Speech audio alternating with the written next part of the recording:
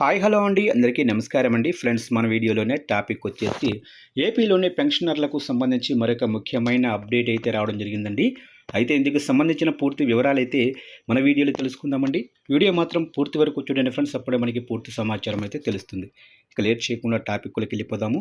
ఇక ఇంటికి దూరంగా వసతి గృహాలు, గురుకులాల్లో చదువుకుంటూ సామాజిక భద్రత పెన్షన్ తీసుకునేందుకు దివ్యాంగ విద్యార్థులు ఏళ్లుగా పడుతున్న ఇబ్బందులకు రాష్ట్ర ప్రభుత్వం తెరదించనుంది. పింఛన్ నగదును నేరుగా వారి బ్యాంకు ఖాతాల్లోకి జమ చేయాలన్న నిర్ణయానికి ముఖ్యమంత్రి చంద్రబాబు ప్రాథమికంగా ఆమోదం తెలిపారు.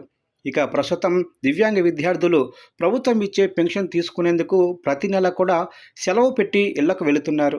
దీనివల్ల వ్యాయ ప్రయాసాలతో పాటు తరగతులు కూడా నష్టపోతున్నారు. ఇటీవల సంక్షేమ శాఖలపై సమీక్షలో అధికారులు ఈ విషయాన్ని సీఎం దృష్టికి తీసుకెళ్లగా వారికి ఇబ్బందులు లేకుండా చర్యలు తీసుకోవాలని సూచించారు. దివ్యాంగ సంక్షేమ శాఖ అధికారులు సంబంధిత దసరాన్ని సెర్ఫ్ అధికారులకు నివేదించారు. 2-3 నెలల్లో ఈ విధానాన్ని అమల్లోకి తెచ్చేందుకు చర్యలు తీసుకుంటున్నారు.